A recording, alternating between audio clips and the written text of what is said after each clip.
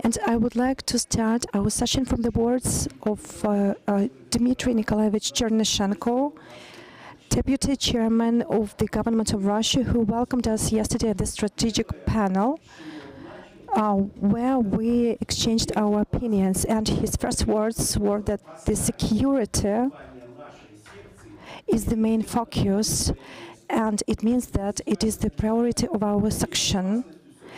So today we'll be talking about security of the modern society. That is the focus of the government of the Russian Federation. And I think that it is really very good. And it means that our section is really very important.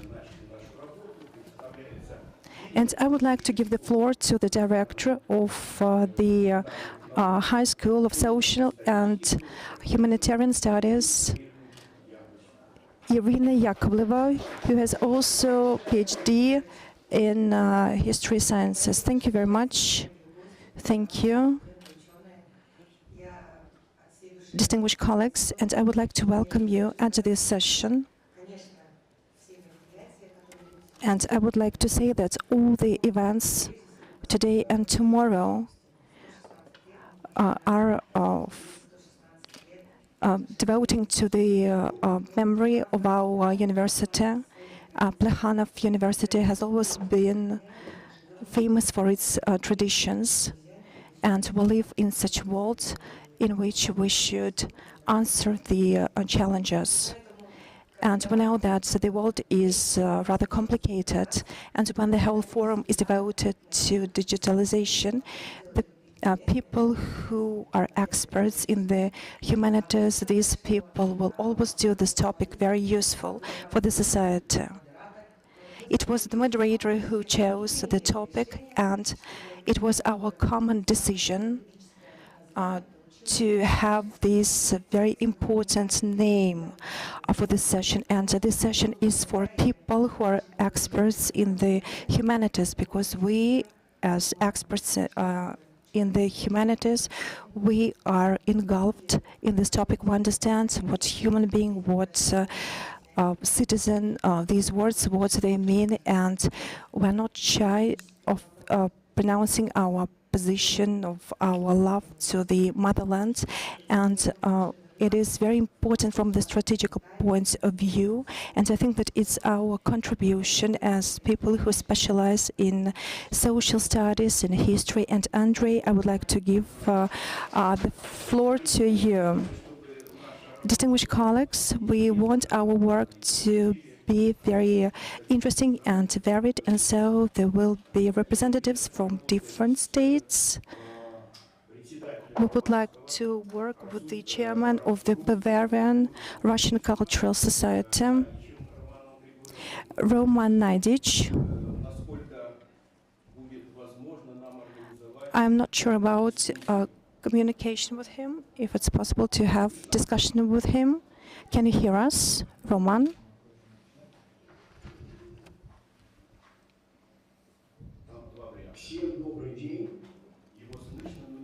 Good afternoon.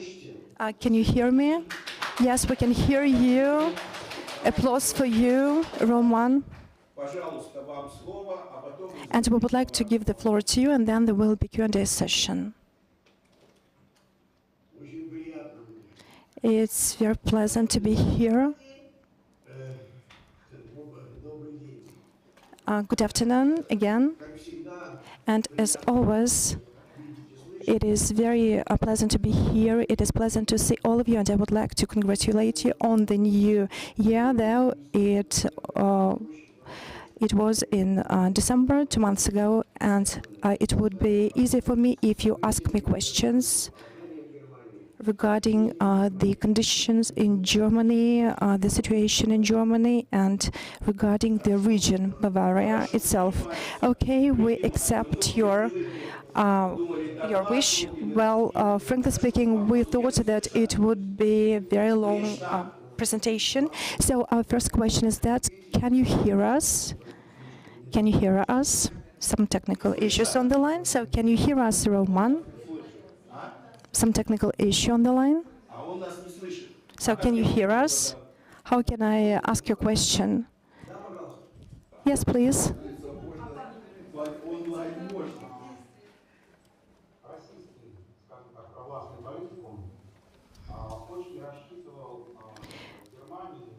The Russian political community helped to help a kind of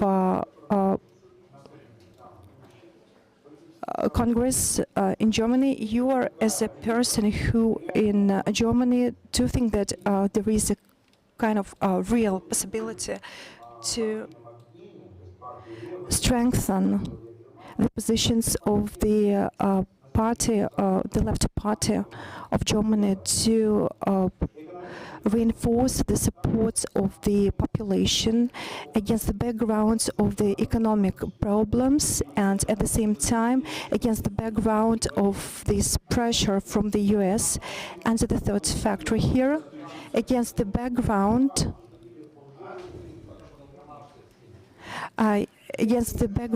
of the false information from the German mass media. Can you hear me? Can you hear me, colleagues? Roman, can you hear me? Some technical issues on the line. Dmitry, I would like to bring my apology. It looks like as if you are arranging kind of a dialogue. First question from our audience. So the Second World War finished. There was big gap between the German society and the then Russian society, Soviet society. 30 or 40 years we had been having this dialogue, and then this dialogue was interrupted again, and we are complaining. We think that through the whole situation, through the situation, we think that there can be a problem, and the question is that how does society in Germany react to, for example, supplies of 14 Leopard tanks to Ukraine? Just in 2 words, Roman, it is the question which is really which is making us really worried. Well. There is a law here in Germany according to which each and every citizen of Germany pays tax for the maintenance of the state channel RD. 50% of the population, and it is the viewers of this channel, and this channel is viewed by the society of Germany, by German people themselves, not by immigrants. So 50% of people said that they were against the military actions. There were a lot of demonstrations in many towns and cities against the military operations and the military participation of Germany. But the system is functioning like this, that the authorities in Germany are not listening to what ordinary people say, and that is a big problem. And the fact that people are opposing the military supplies and military actions, well, it is really what we're having in Germany, and it is a big problem. And this gap between the authorities and plain people, also a big problem. I mean, people who live in Germany. Thank you very much, Roman. And another question from us. You understand that there was a kind of explosion. The pipelines Nord Stream 1 and 2, and only now we're having kind of understanding after this article by the American journalist Hersh that it was attack against Germany. Does Germany understand that the U.S. attacking the best NATO partner? Distinguished colleagues, I think that here we should have clear understanding between the governing class people who were able to be in the government of Germany and those who are plain people of Germany. If we're talking about plain people of Germany, those people who are working people who work in different enterprises, of course, many people who understand politics, just a little bit politics, they understand that it is a destruction of the German economy. But the big problem here is that the governing class of Germany, they are participating in political games, and the alternative for Germany, this party is on the move in Germany, and as for the leading party of the chancellor, it has lost. Thank you very much, Roman. And another question for you. We all have a clear understanding that a lot of ideas related to democracy have been moved, have been spread in Germany, and are people satisfied with the situation in the country, or we're just being misled? For example, the bills, utility bills, for which ordinary people need to pay, and some other moments, some other aspects. What does an ordinary taxpayer think about the whole situation? These taxpayers who are not satisfied how they are governed by the state, and what do they think? I think that elections will show, and there will be party election. As for ordinary people in Germany, if we look at their life, we see that it is normal life, ordinary life, school, university, work, some other aspects of daily routine.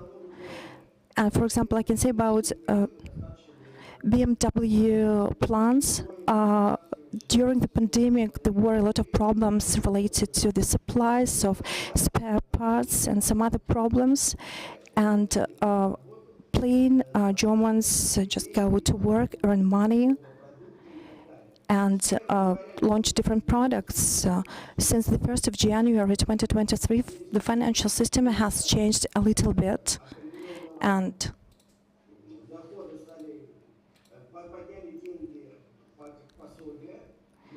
there were some increases in allowances instead of the real growth of the currency. A family which consists of 2 people, for example, people who are retired, it can be up to 50, 70, 100 euros. So if you have a look at ordinary life, you can see that no changes, I mean drastic changes, heat, water, electricity, everything, we have everything. But as for the active part of society, these people are against all this state, well, exactly state things which are governed by the government, like deliveries of weapons. And again, I'm talking about normal people.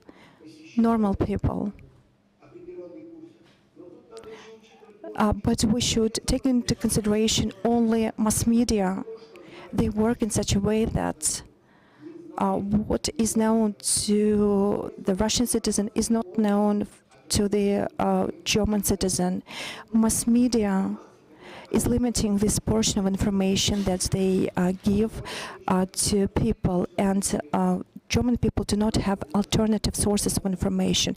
And the same for the Russian-speaking society. 5 channels of the Russian TV were eliminated, and you can use just other sources to listen to the opinions of Russian experts, politologists, and so on. So you mean that there is a kind of dissatisfaction, but it is within the framework? Well, yes, there is a kind of dissatisfaction from the society, but again, there are demonstrations practically in all towns and cities of the country, but they are not so massive, they are not so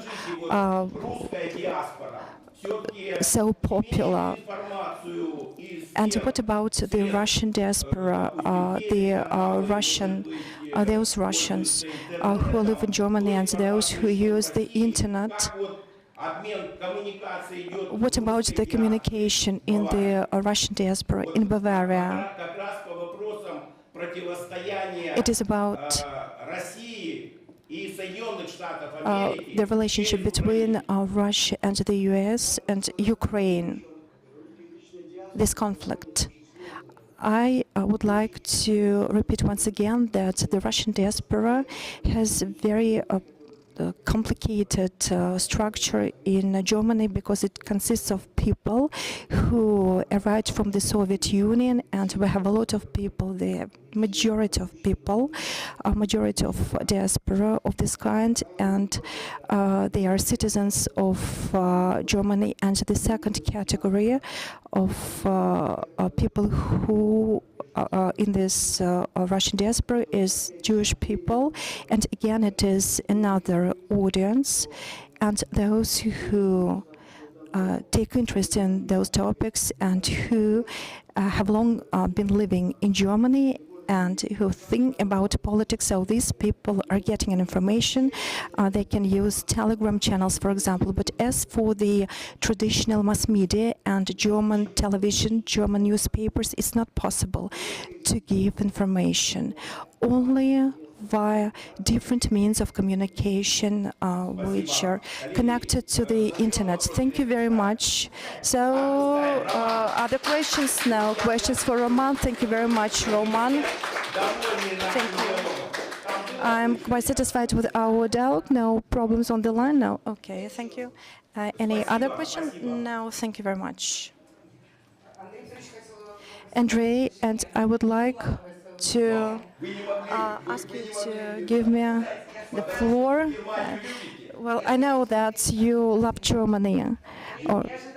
So, colleagues, frankly speaking, I haven't expected it to be like this, and I would like to add up something. I'm this person who truly loves Russia, but I have relatives who live in Magdeburg in eastern Germany. So I have relatives who live there, and I trust their opinion, I trust their story, and these people are really very loyal to Russia, and these people really don't like the fact that they have left Russia. And my uncle, for example, watching TV, but also using the internet, yes, they are getting allowances and all the aspects which are related to the heating, to electricity. Well, actually, they have problems with the prices, and the prices have really grown. And there are lots of people in Germany who are supporting our modern policy of Russia, and they are patriots in themselves. Some of them are very clearly in their intentions, some of them are less clear, and sometimes they attend different mass demonstrations and they stick this Z letter on their cars. And today I've heard a phrase which I like very much, that till then we have this segregation between the high ranks of society and simple, plain people. And when we hear what the leadership of the European Union, for example, of any European country say, we should understand that there are a lot of people in other countries who have clear political positions. Maybe they are not great politicians, but they are human beings, and these people really love Russia, and they are ready to support Russia. It is the leaders who supply tanks, not plain people. So, okay, colleagues, we have renewed agenda, and okay, I think that we can continue with the topic, and let's talk about nuclear weapons. We know that Americans are providing their own policy in Europe, and they have created technology of technical nuclear weapons. And now Americans saying that it is we who are threatening with these weapons, and it will be Pavel Sevastyanov, who has a PhD in political science, full state counselor of the Russian Federation, senior lecturer of the Department of Political and Social Studies, Plekhanov, Russian State University of Economics. Pavel, please, the floor is yours, but we are squeezed in terms of time.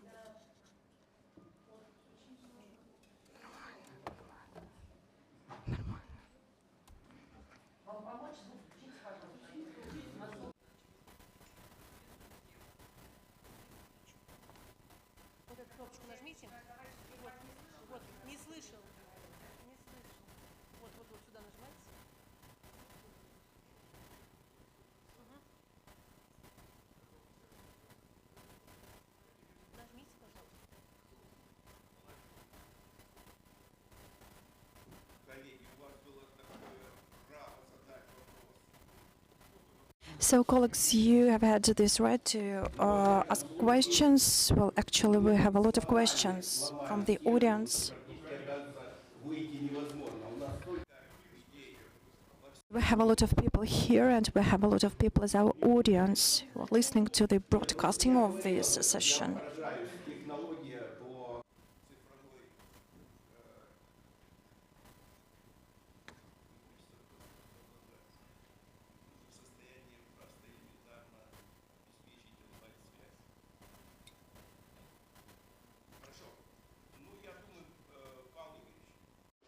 So, Pavel,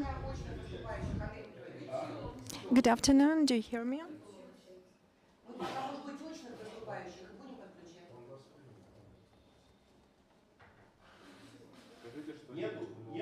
Say something. Some technical issues on the line.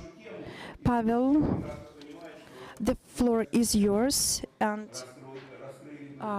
everybody understands that you are a specialist in your subject. So let's have offline mode.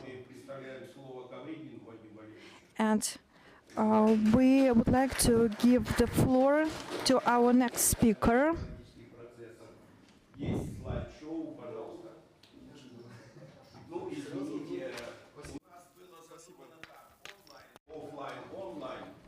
Okay, we have both modes here, offline and online. Sorry, there are some problems on the line.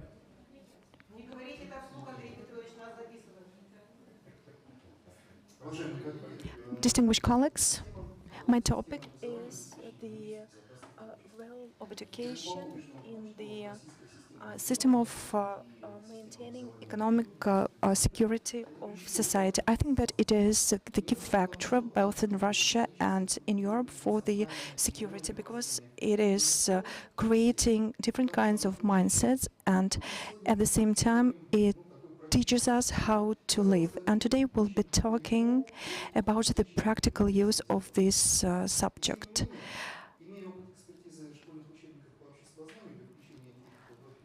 This subject became a topic for the subject of social studies for schools, and I think that it is the right thing to do, but at the same time there are some problems in covering this topic.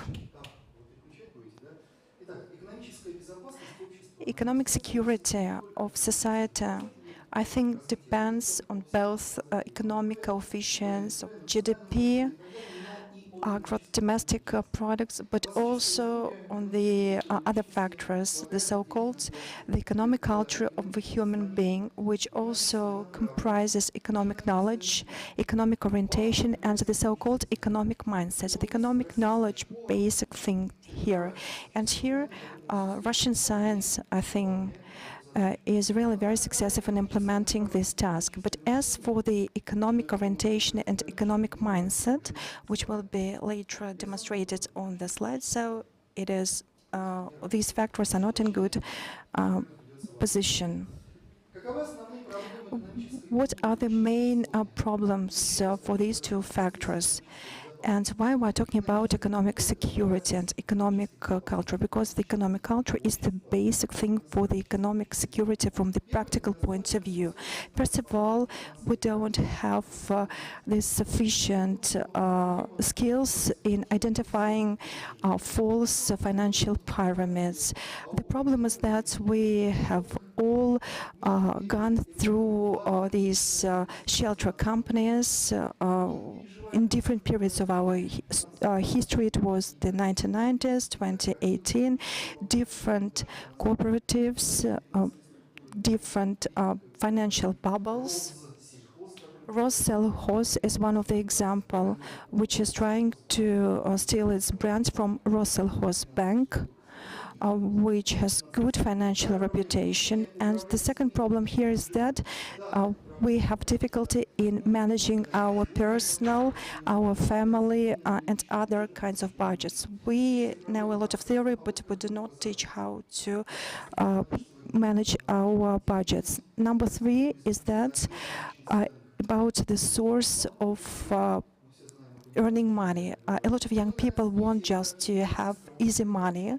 And the next problem is that very quick success, very quick obtaining of status, which can give this opportunity to have easy money. These are the four main problems of economic culture of the personality. What contributes to the generation of these problems? What are the external factors which can slow the development of the economic culture? First of all, it is the volatility of markets, bitcoins, which are not supported by anything. We can have a big discussion here, but it does not have any backup, like bonds, like debt, pledges, so it is the most volatile asset. Then some other volatile assets, such as the security market of Russia. There was a big collapse on the security market of Russia some years ago, and it makes the cultural development very difficult. Then it is also some other external problems, like the states, other states which declare themselves as independent democracies. The accounts which were blocked and which belonged to the Russians. Then propaganda of easy success, like business youth. Young people know about them. Some business courses from the coaches which do not have entrepreneur experience, but who have responsibility of teaching people how to earn money. These and other problems which I'm seeing here. What is the exit? How we can solve out the situation? First of all, our high education and secondary education should be more practical. I remember the time when I was a school teacher, and when we were celebrating the Teachers' Day, one company tried to present us shares by VTB bank, and the sums were different, 2,500. And my colleagues asked me if they needed to go to the bank and to change these papers for money. Then it is also issuance of some editorials and manuals how to govern finance. Sberbank of Russia has launched a course which is quite good, and it's about how to govern budgets. Then it is the practice of financial dictation. So these are possible way outs, and also they should be a subject of financial knowledge, and only in 7% of Russian institutions of higher education they have this course, and only 20% of Russian schools have this course, and this course not always practically oriented. They are according to the standards of higher education and the standards of common education. The model of a graduate of a Russian school also stipulates that a graduate should know how to manage personal budget. So it is according to the standards of secondary education, and also there are some similar standards for the institutes of higher education. And I would like to resume my presentation by saying that the information security of our society depends on the security of the budget of all people of Russia, and here the role of people is much higher, and it also prevents the situation when people become just victims of financial pyramids. Thank you.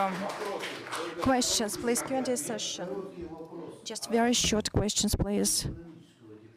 It's about the economic dictation. We have the financial dictation, and we can make it economic dictation. Thank you very much. Thank you. Thank you. So, colleagues, and now we would like to listen to our speaker, who is in Belarus, and it is the country which we have brotherhood relations with. And we would like to give the floor to our next speaker from Belarus State University. It is Irina Lashuk, who has PhD in social sciences, head of the Department of Economic Sociology and Psychology of Entrepreneurship. She has a unique subject. It is the consolidation of Belarus society in the context of technological progress. And I would like to ask you a topical question, because our audience here is really very interested to hear about this. And we are expecting the appeal of our President Vladimir Putin on the 21st of February, and we know that it will be the visit of Joe Biden of Warsaw on Friday, and we think that together with Vladimir Zelensky, he will be saying about the Western ideals, and so we think that the ideology of Ukraine will be repeated in Poland later on. And we understand the difficulties which people in Belarus are having now, because a lot of people are asking if Belarus is going to participate in the special military operation, and if we should expect the aggressive attacks from Poland, Ukraine, or Lithuania.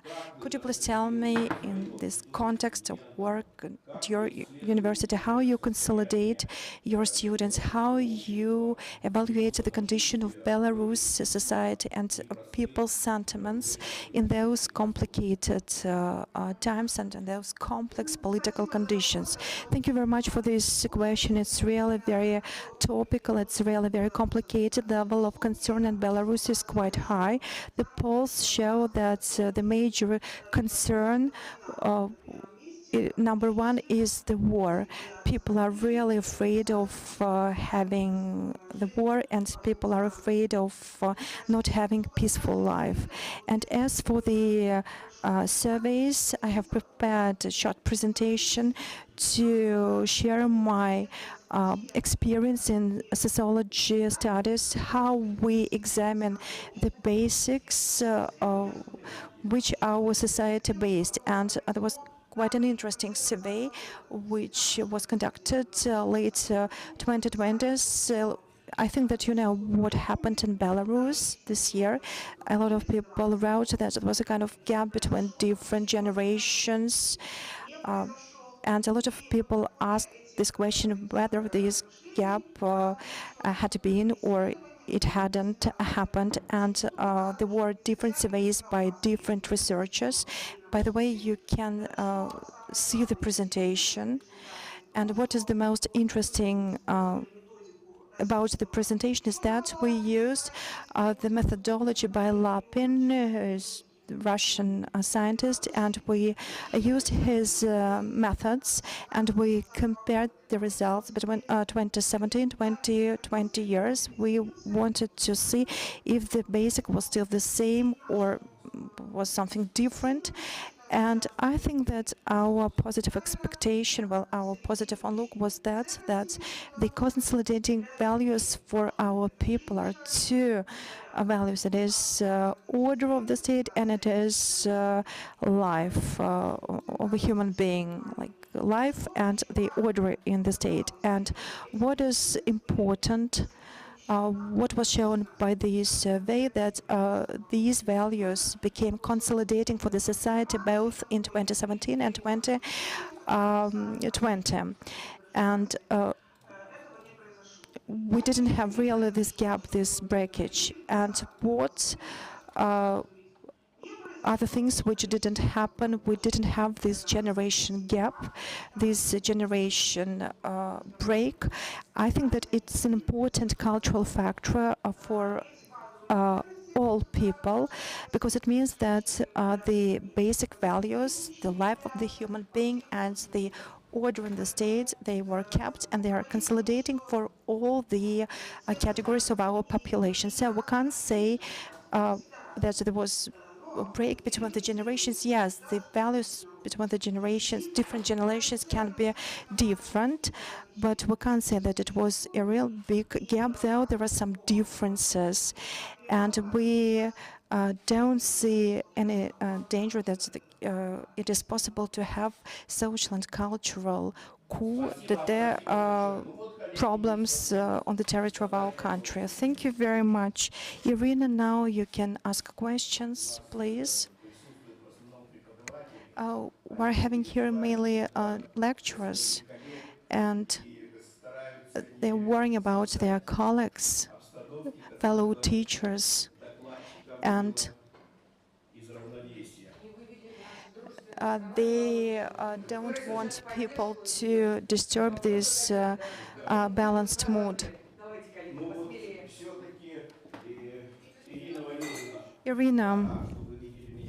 Irina,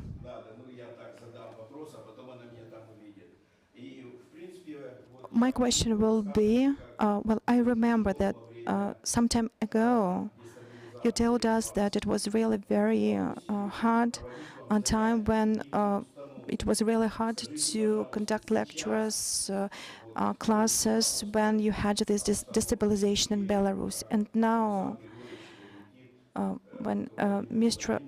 Alexander Lukashenko is going to visit our president, so a lot of questions are about the possible results after this meeting and what will be a possible agreement between the presidents of our two states.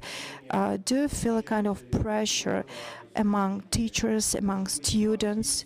Maybe you have some ideas how we can eliminate this pressure if you feel it, and some other aspects. Thank you.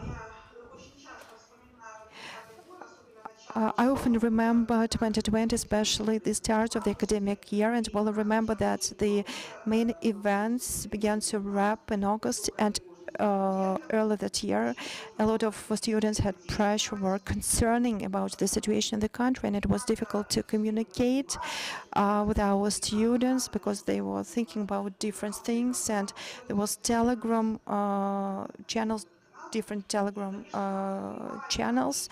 One of them was devoted to the percentage rate of those people who were for the authorities. So it was sometimes very difficult. But as for myself, I was head of the department of economics at my university, and I was communicating with the students and tried not to touch these subjects. And I think that it was good that I did this. It was the most right decision. Because when you communicate with students in a kind of mentoring tone, they do not like it, and it's difficult to persuade them. As for now, the situation has changed drastically. I don't know how these topics are being discussed right now, but as for the protest actions which took place in 2020 among teachers, among students, we don't have them right now. As for the debate, discussion of some political issues, well, the same now.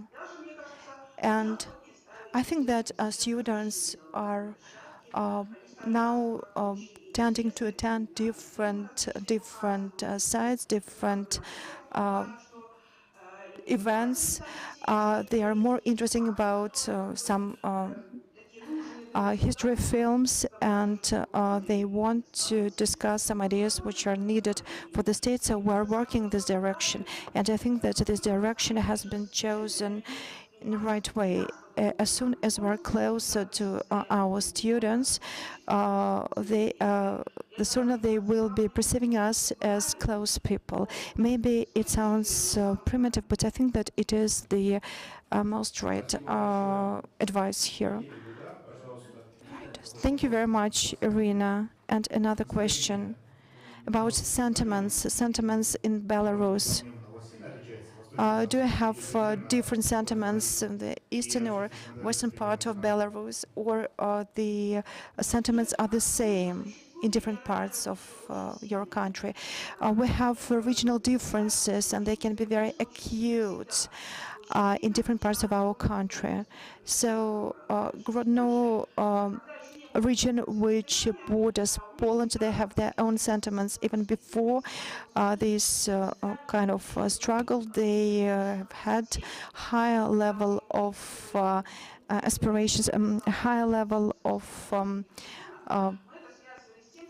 different sentiments.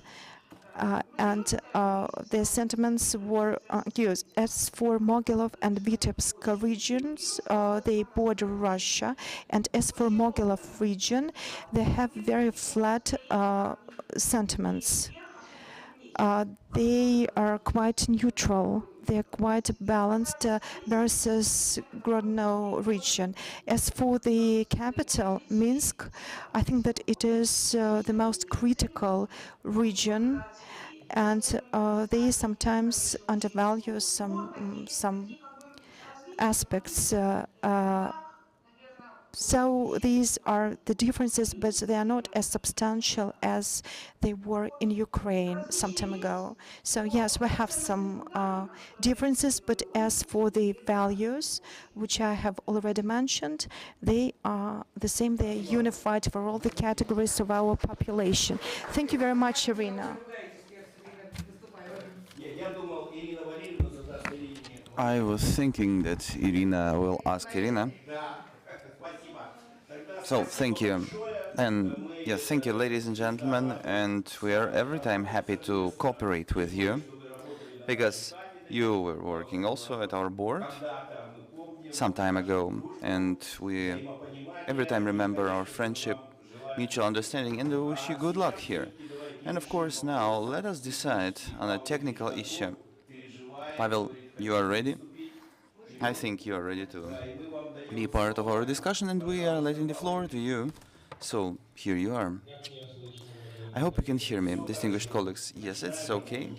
You may start to deliver on the topic. Hello, colleagues. Thank you very much for this brilliant possibility to deliver on the topic. And my topic is cyber threat and control over weapons, nuclear weapons. What could be the issue? You know, when we speak about the AI in arts, it's interesting. It's a bit intriguing. Also, we may speak about the fact whether this could be art or not, but the capabilities of artificial intelligence depend on two things. The first, algorithm and database that is used for training of the neural network. That means even when we speak, look, the neural network made a picture. This is, at the end of the day, the product of a human being, not because neural network is trained on the creativity of the others, but because the data masses are chosen by people. Also, algorithm is delivered by regular people, so to say. And neural networks are going deeper and deeper into our life. We arrive at one question: do we need to regulate on the legal level this? Although neural networks are not mature enough, not mature to be self-sufficient, their incorrect, inethic use has to be regulated today. Humanity, as of now, cannot create a full-scale artificial intelligence which could be seen as equal as a human intelligence, but there are some issues. Combined with this, climate change, control over nuclear weapons, these are two main global challenges that are faced by the international community. But now we see the third cyber threat. And all of these issues are now at their boundaries and they are confluenting in the conflict situation. Although today's topic is not including climate, I still wanted within my time to speak about climate issues also. When we speak about climatic change, we can state that this is not the emotion, this is the history and the facts. And the history of tracing of weather changes shows that to the beginning of the second half of the 19th century, we see the growth in temperature steady, and starting from 1886, the velocity is increased. And the facts, mere facts, are choosing that the changes in the temperature are not seen per se, but we see the activity in the greenhouse gases. And this now is a colossal challenge for the world, because if we speak about net neutrality, we need transformation in all countries without any exclusions. Therefore, we see the change in capital expenditures, we see the changes related to the workforce and many other factors. And the investments, I will tell you now about the number investments and into the transformation, I mean annual investments, will have approximately $10 trillion per annum. And again, we are coming back to the nuclear threat, and let us speak about the story. What is the story of this conflict? How did we arrive at this point? You know, the contract and the agreement of the limitation of the strategy weapons that was prolonged between Russia and the US until 2026 is the last of 10 main international agreements that are subject to the architecture of the world nuclear stability. And this architecture began to be formed in 1968 from the promulgation by the General Assembly of UN. And we are speaking about the agreement on banning of the further expansion of nuclear weapons. It is signed by 190 countries, and this is the main disarmament aspect of the human activities. The agreement that entered into force in 1970, starting from 1970, it is one of the most important elements of the whole architecture of international security. And indeed, in this time, we could prevent the creation of new nuclear powers, and we may speak about 1970s because there were multiple presidents, multiple countries that wanted to have nuclear weapons, approximately 45 states. But at the same time, the modern international situation is posing certain challenges that are showing the negative scenario of the development that may result in deformation of certain elements of international security and safety architecture, which would be a step against the non-distribution of nuclear weapons. Let us make one step behind. 1960s, modern concept of the strategy stability was formed, and we arrived at the decision of the destabilizing anti-missile protection system. And we were speaking about mainly two countries, two parts in this, and this is the basis of the mutual possibility and capabilities of both countries after the first strike to eliminate each other. And the system of counter-missile protection can provide for an illusion of deterrence, but still, at the end of the day, we see that deterrence is not enough here after the first strike, possible first strike. Therefore, there is the enhancement in the stimulus for the first strike, and this is the first step to the nuclear war that can be started. And the strategy stability was defined collaterally together by the USSR and the USA in the year 1990s. It is the status and state of strategic contacts between parties which is working against the stimulus for the bilateral nuclear strikes. And this is then result of five agreements on the limitations of nuclear weapons. And the last is the fifth, the number 3. And of course, the strategy balance of Russia and the USA is now not showing the stimulus for the first strike.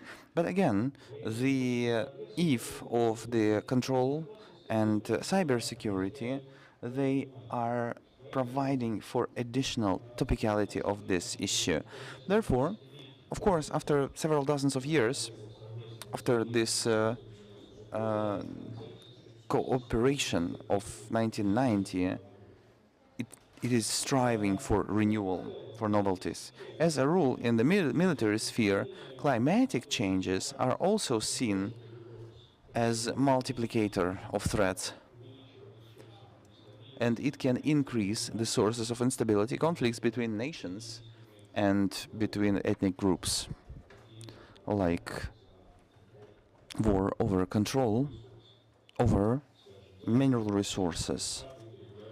For example, East Africa is seeing conflicts rising because of the natural resources that are limited in Somalia and in Kenya. The increase of the sea level can be the future case of the shift of population in the Southeast Asia. And already now we see these climatic peaks that are subject to military operations. They are deterring military operations. They are interfering with the communication gadgets for sea warfare, and they are a threat for warfare operations, be it on the sea or on land. And the assessment is showing that the risk line is present almost in every type of climatic mitigation. And this is also very important if we look at the alternative costs. If for the additional tasks we are using military equipment and personnel, this equipment and personnel is not engaged in the other operative activities, and therefore we see that more and more international mitigation and answers are showing the problems that should be tackled by the military in the first line. And this is also an issue. What do we do now? The modeling climate, corporate models, digital twins. This could be a machine for forecast, but instead of a forecast for weather, we see the forecast of the costs, like how much will the weather and the changes in the weather cost. So that means that the object and the population are subject to the climate change as a threat. We need to understand the risks and then mitigate the risks to whereby we are taking the reasonable decisions for construction works. Therefore, we see the digital twin making. That means we arrive at a very precise digital twins, digital databases for new construction site, and then this construction site in digital form may be filled by all threats like floods, like rains, like wind load, and so on. And then let us speak about cyber threats, because cyber threat is constant. The constant threat of potential nuclear war is enhanced by the development of cyber warfare. As soon as we see the intensity, rising intensity of cyber warfare, we see the higher scale of cyber warfare protection that is somehow posed by the additional technologies that emerge. Although the introduction of these technologies is increasing the overall traditional security, we see the threats that are posed to when the technologies are used for a certain break-in. Look, last 7.5 years, the technology of synthetic media, if I may say, that are using the machine learning and that are created by GAN, generative networks. They are seen as deep fakes and they are known as deep fakes. And this is just the evolution of the media that is paired with revolution. And it can do it, it can support us in creation of the new technologies related to the spread of misinformation and disinformation. Misinformation, disinformation posed as a threat by deepfake can be very different. For example, one of the recent discussions here of this new technology is started by a problem of decision making in nuclear weapons, like how it can affect the people who are taking the decisions in this realm, in the realm of nuclear uh, threat. And this is the development of the technology of the decision making, and perhaps the persons who are in charge here, they will see the same questions, like how deepfake can change the understanding of the ideas that are drivers of the foe. And more to this, deepfake can result into a false classification of the algorithm and false work with the algorithm that is affecting us at the level of the entry of the data. And this scenario can result in malfunctioning of the automatized structure architecture with serious ramifications, because even if we see these huge videos, deepfakes that can be seen very rapidly, that can be identified, of course there will be additional threat in time, and this short period of time is of critical importance here. And thanks to the social networks and to outreach. Pavel, by the way, can you hear me? Yes, Andrei. It's very interesting, but again, I look at the audience here and they are a bit overwhelmed. They can doubt whether they will live on in the nuclear war. They are now sharing their own experience here and their fears. But let me clarify something.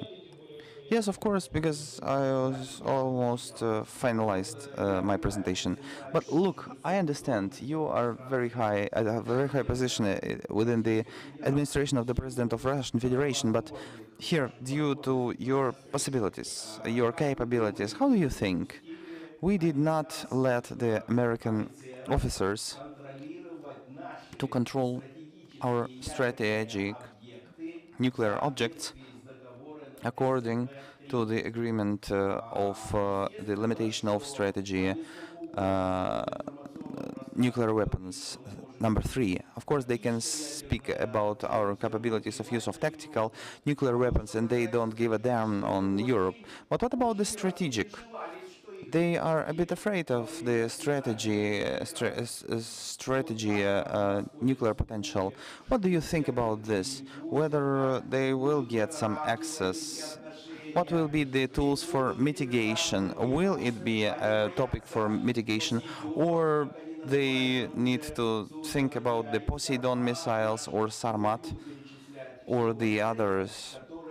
I will not speak about the whole range that is enraging our American partners, and only after thinking about the nuclear potential of Russia, they start thinking about the quality of life and about the essence of life here on Earth that can be under threat here.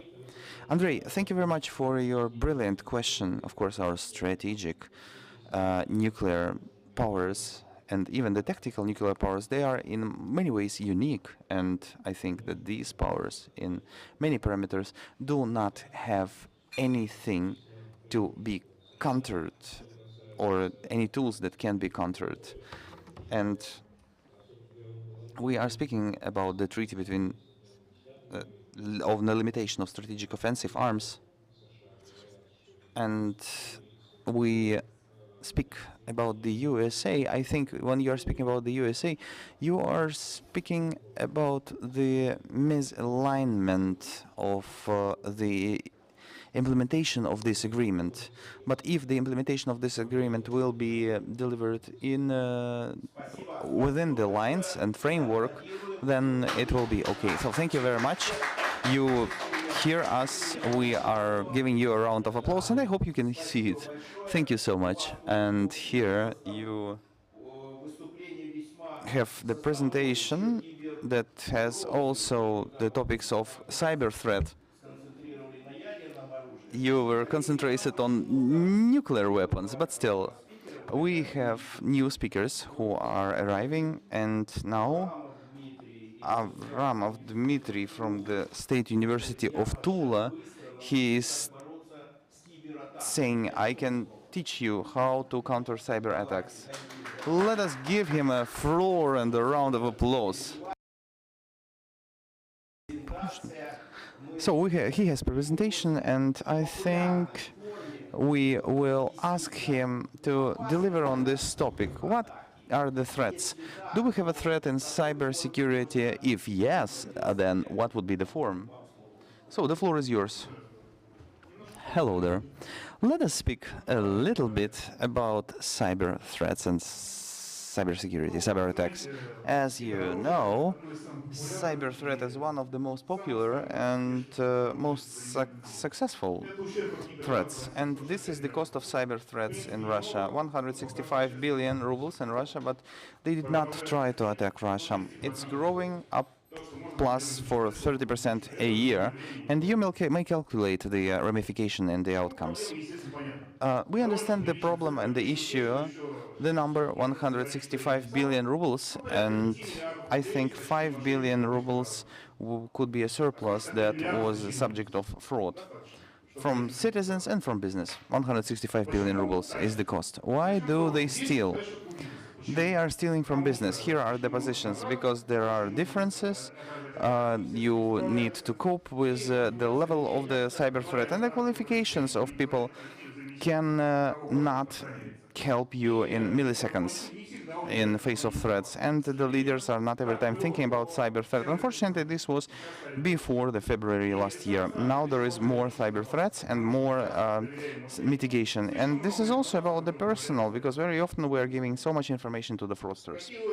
What is the end result? There are the software issues. Antivirus would not provide for 100% protection. It's the case. And this is the issue. And also the territoriality. There are no companies that are limited by one office. There are different offices distributed over one country. And these are the risks. And therefore, qualification of end users, index of digital literacy is growing, but still it's low in Russia. Therefore, we may grow here also. And malfunction also can be the case. Nobody can know how it will work out. But you need to be ready at any price. So, and what can be the measures? And what shall be done? There is the statistics here. When there were mass attacks, the 2 hours was the cycle of cyber threat realization. So you may understand how often and how rapid it can happen. There should be a proactive thing. You see the fact, you limit it, localize this, and then restart and reboot the system. How much time do you have for this? 5 to 10 minutes. And the decision takes 20 minutes. That means you need to be proactive, you need to gain the momentum, and you need to be trained for this. And what can be the training? By the way, training should be also backed up by the leaders, and the leaders should be aware of this. Why it is done? Because we are using the software that is not so well established, and we have the priority of the technical documentation. Unfortunately, technical document will outline it in the best, but the result will be holding its ramification. And what is the order? State recommendation, we have the personal data and not more to this. If you are out of the legal framework, you are not protected.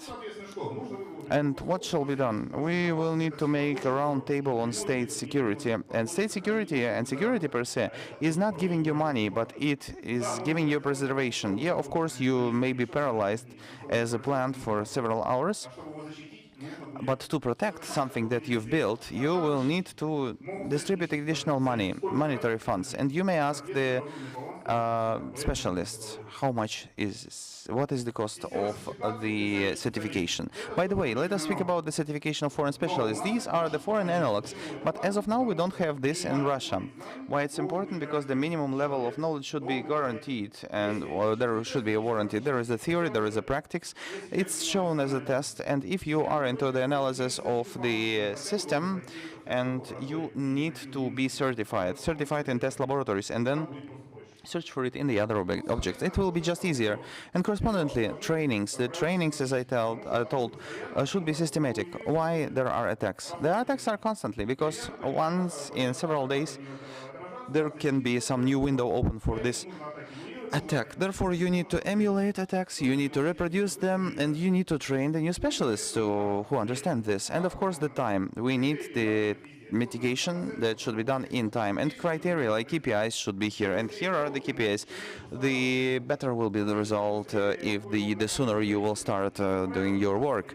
And the attack can be not only one. There can be separate attacks, several attacks at one and the same division, for example. This is the audit. Audit is just an addendum. If there is one attack, you are happy, but if there is a team, there will be multiple vectors, and the attacks will be done from different fronts, and security and safety staff should work properly. And of course, there is the prevention. Prevention should be in place. Audit can be done on the level of the documentation and on the level of technical measures and means. It can be checked. It is checked, but there should be a liability for quality. High quality and low quality of the registration of the processes. You need to look at this, but you cannot directly give the information on the threats. Like we are saying that there is a gap, and you cannot say openly about the gaps that are existing. In security, this is not the proper case of delivery on the topics. So there should be a percentage that should be done, and the gap should be closed, and after the gap is closed, you can identify the gap, but not before. And of course, small ideas at the end. If you will introduce this, there will be less attacks. Why it's important? Because after the start of the special military operation, the people who were in charge here, they were not sleeping for months. There were simple attacks. The groups were attacking and attacking, but I think everything is waiting for us ahead. Thank you. Thank you very much for this presentation. And by the way, about the investing, you are giving us some additional ideas here to think about this. The cyber warfare was created in Russia a bit later than in the USA. What do you think? Are they capable of protection of the Russian state, military objects, and really, because we are speaking about the state-guided cyber attacks against the objects of this state governmental level. Well, let us speak in two parts about this. We are a bit later, and we are happy here because we were taking the best. We were not taking the oldest solution. And import replacement here. In terms of security, it was good. It was okay. We had great technical maturity. About specialists, we have brilliant specialists, but there are not enough of them. State or complex attacks, we will handle this, but small attacks, like in quantity but are not in quality.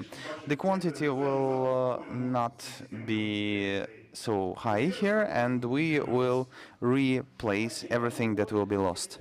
But this is our section. We are speaking about the security and safety, and we need to be ready, and we need to be prepared, and we need to feel this kind of protection. Distinguished colleagues, and we are delivering further presentation. I think Vladimir Nikolaevich Podoprigora will speak right now on his topic. Vladimir Nikolaevich is the head of the Laboratory for Digital Technology for Tariff Regulation. And I think it's a very interesting case, and he is working at the Board of Political Analysis and Social Processes. Dear colleagues, thank you very much for your kind attention, and I want to speak now about security and safety. Social security. Why? Why this could be important? Because there is the decree signed by the Russian president, number 430 of national security of Russian Federation, and there are the constitution of the Russian Federation and federal laws that are bylaws towards this constitution that are binding for us, really. They saying this, that we need to work within the realm of social safety, so social security. And by the way, the scientists are also here. They are playing their role, because without scientists, we cannot search properly for real solutions, right solutions. Why this is important? Because in the constitution of the Russian Federation, the development of Russia as the social state uh, it is stated and stipulated within the Russian constitution. And this is just the national interests and strategy, national strategy. I will not go through. I will just click it through. We see here the peace and legal framework, fight against corruption. These are every time actual and topical things. But from myself, I would add that we could be a threat also to ourselves without any external threat if we are not dealing with the social security.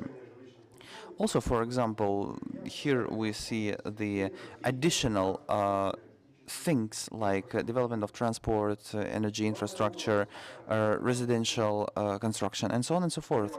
And what would be the pain here? The most important pain here is the absence of well-being. And why? The poverty. Poverty is a threat. There are some tables that are showing the level of poverty borders in Russian Federation, and you see here that approximately 12,000 rubles, 12,000, almost 13,000 rubles. These are the numbers for the general population. And now if we speak about our communal services, about appliances, about energy supply, and other topics, I think the cost of living is a very serious threat for Russia. It's growing, and the quantity of people who are living beyond the borders of poverty. This is the data of Rosstat, Russian Statistics Service. This is not a mere idea. This is officially published information. The percentage rate of the overall percentage rate of people under the poverty is 14%. That means almost 21 million of people are living beyond the level of poverty. Each seventh person in Russia. And there are, of course, these scientific ideas that are backed, and they are stating that if 8% are experiencing this unrest in the society, the situation is tense. But if we speak about 14% who want the changes will take place, obviously. Therefore, if we don't want to have changes, if we want social stability, we need to think about this firmly, because the social security and real instruments that are existing, there is the different gap here, a very important gap. I will tell you what is the reasonale for this gap.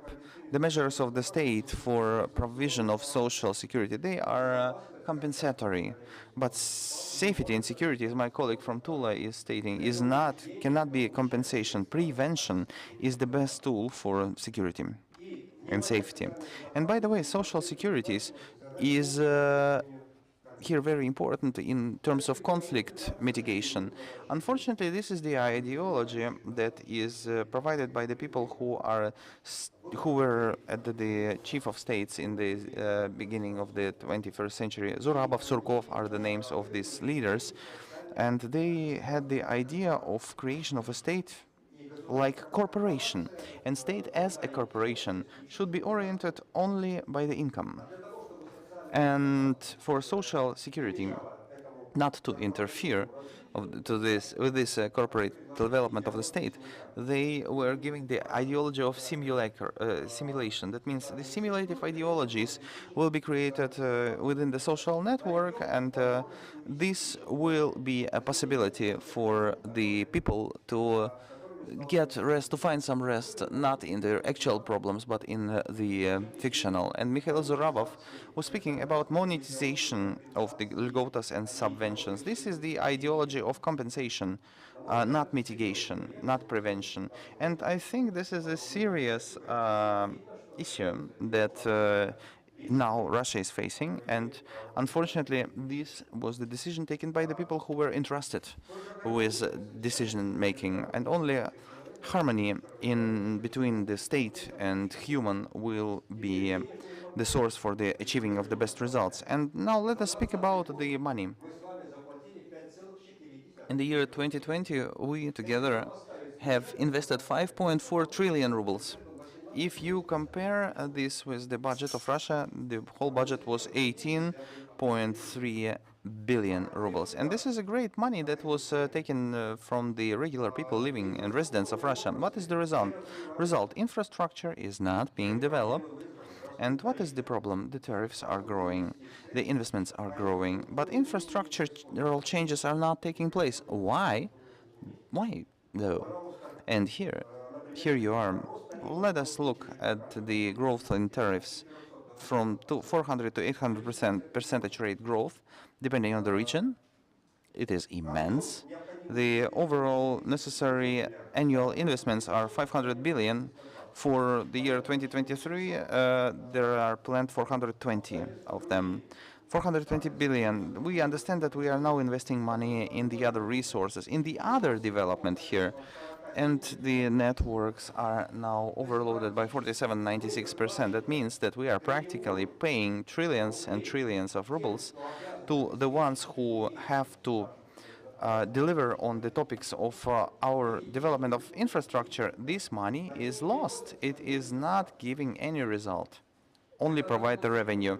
And this is a serious threat at the end of the day. But it's important to say that, for example, 28 water supply channels and stations in the Russian south, when we are residing there, when we are paying to them, but they have the offshore accounts. And the threat is not somewhere else, it's here in between us, because we are having the threat on our fingertips. We are providing for someone's capitals, but not more. And by the way, let's look at this situation like this. Imagine a bankruptcy procedure for water supply stations in Russia. What shall be done? What to do, and who will provide for the further water supply for the Russian cities? Tariff regulation is used in all places and in all scopes, and this is the key instrument of the functioning of for the development of economy in other spheres of the society. More than 40% of economy turnover is subject to the regulation from the side of the state. And more to this, nobody is entrusted and has a possibility to evade this regulation. And there is the question, natural one. Why there are no serious solutions that would provide and give us the possibility to get this interconnection between the development of tariffs, growth of tariffs with the development of infrastructure, and provision for the lowest in income parts of the citizens of Russia. And here are the data that is showing why the tariff is shaped, not in the mode which we wanted to get. Creation and the analysis of market of digital platforms that we are speaking about is showing us that these digital platforms are created in a non-systematic way. They are not providing for the monetary barriers. They are not providing the inclusion of the potential of the users into the development, and there is no universal digital platform for tariff regulation, and there is the necessity in creation of this platform. And for this, the state has all the regular frameworks that are on set. I will show you there is the federal law, the decree by the president, and national plan for the development. And by the way, to create this platform, all the legal framework is created, and there is also the digital platform for tariff regulation. It's very topical because this is an anti-crisis instrument for provision of safety and security. Financial, economical crisis can be prevented, epidemic, and other interconnected issues. The shaping of the rationale for state-owned decisions, harmonization, analysis, forecast, and optimization of tariff solutions should be done. And this platform, as IT platform, will be the key instrument for management of tariffs and key instrument for provision of social security. For whom it is created? It is created for... I will just click through this because you can see this on the slide. And what is the mission? What are the tasks? Optimization of costs for all the participants in the market, increase in revenue of the regulative organizations, and permeability of the processes. And this is the basis for social security. If we understand what for, what are we paying for, we are ready to pay further. If we don't understand this, then this is a huge issue. And we see the consolidation of the different data sets, we support the standards, and we set the interconnectedness and trust between the state and the end users and providers. And this is a global instrument of prevention and mitigation of social crisis. We see the betterment in the economy, and this is resulting in overall economical growth and the social economical sustainability. And this is a little bit about the platform. We've developed this platform. There is the concept. It is developed within the scientific laboratory digital technologies of tariff regulation, but unfortunately, the executive bodies represented by the Federal Anti-Monopoly Service did not think about this seriously, and they are just providing for patchwork solutions, creating certain digital resources, certain data sets in certain regions or in certain directions of operations of Federal Anti-Monopoly Service, but united, complex approach that is offered by the scientists. And if you understand, there were more than 100 people involved into the work of workout of this.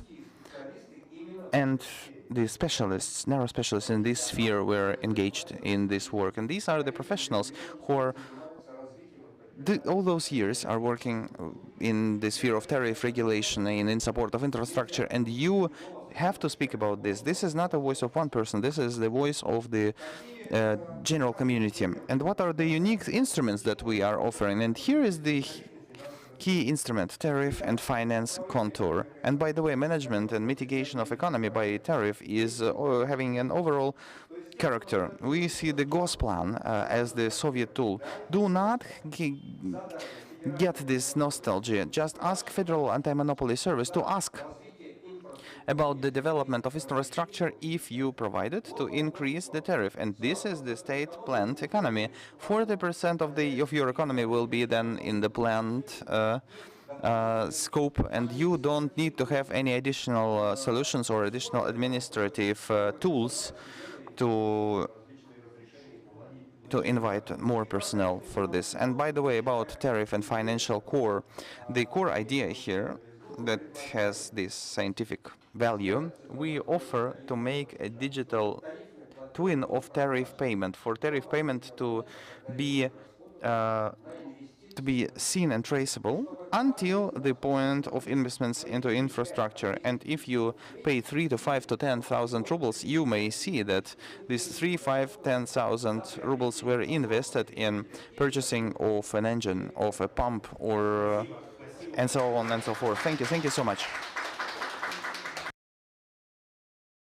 So we've done a huge work, and we see everything is done by the state, by the PhDs, by doctors of sciences, and we see that money is being amassed, but we don't see here this as a continuity. Well, yes, I think I am just making an outline of this. It's out of the mic room.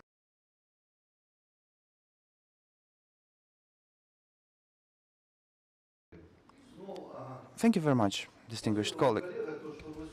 thank you very much, distinguished colleagues. You could prove this issue and show it. And I think together with Andrei Petrovich, we were dealing with this 12 years ago. And the problem is that there is no policy, and the policy is only now replicated. The absence of policy is replicated by the state activities. So we don't have any policy for tariff regulation, but there is a state and administrative activities. And within this state and administrative activities, we do not see the additional permeability and visibility. We cannot pierce this veil. Thank you. Thank you, distinguished colleagues. We see here mature specialists, and let us speak together with the assistant of the Board of Political Analysis and Social and Psychological Processes, Alexander Novikov. And I think we have 15 minutes to the end of the section.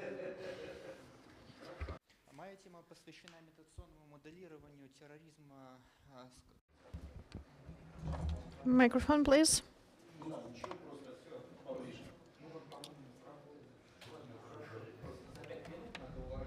So I have 5 minutes for the presentation.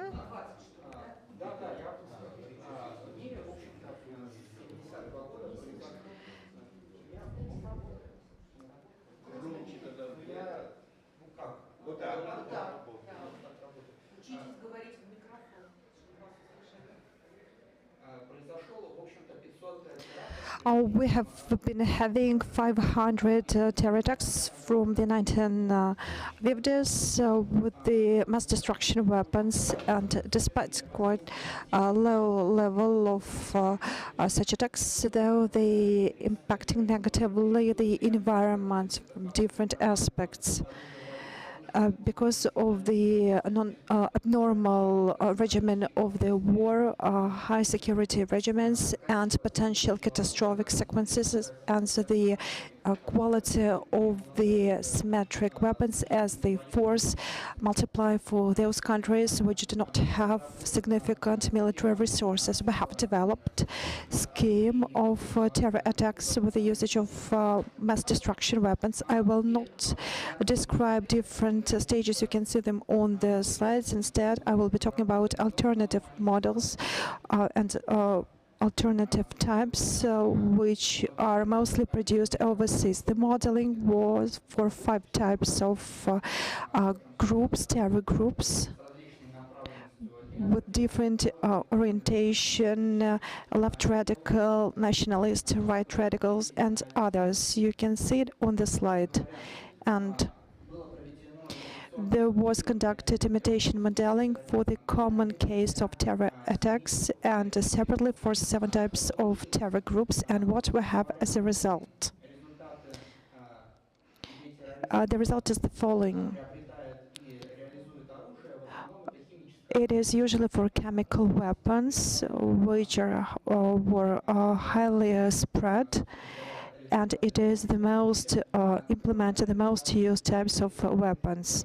And here on the slide you can see the frequency for radiological, bacterial and chemical types of weapons for the terrorists to be obtained. So it is how frequent these types of weapons can be used. X shows the trend in choosing this type of weapons, and Y means the frequency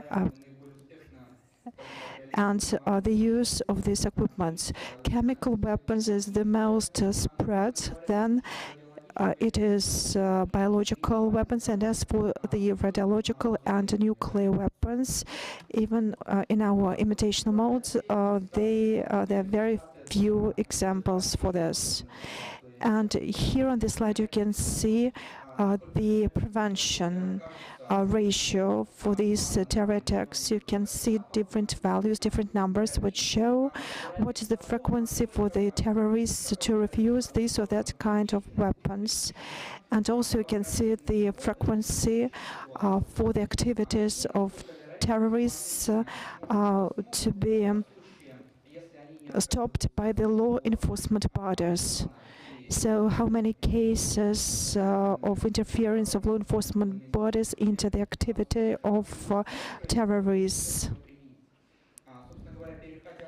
And going to the conclusions, I should say that there are some characterizing features for different types of weapons. Chemical weapons, that I've said, is the most popular kinds of weapons, and the left radical groups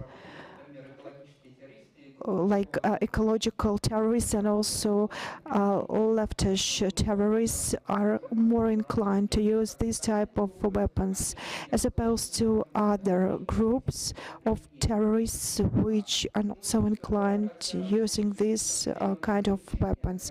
There can be some limitations for this methodology because of the complexity, it is preparation for modeling, and it is inability to include all the factors which can be really substantial for this, for different scenarios, different terror acts. But this model needs development, and all these factors can be then evaluated in further surveys. That's all. Big applause for you. Thank you very much. Colleagues, we have a minute and a half for the moderator to resume our today's session. And first of all, I would like to thank all of you. You were quite alive, no conflicts, no disputes. It was a creative process today. And together with Irina, we were trying to create this atmosphere of search for dialogue and different questions. We have covered the whole world, and we have planned to have Russia on our agenda, and also our colleague from Financial University. You were the last speaker, but our list of speakers was already full, so we couldn't give you the floor. So the problem of security and safety of the modern Russian society in the context of absolute totalitarian digitalization. So this problem has been covered today from different angles, from different sides. And those of you who take interest in this, you can come up to our speakers and maybe to have more substantial debate with them. I'm very sincere in thanking all of you, those of you who were speakers, those of you who were the audience, and my big applause to all of you. Thank you. So I think that it is high time we should have rest.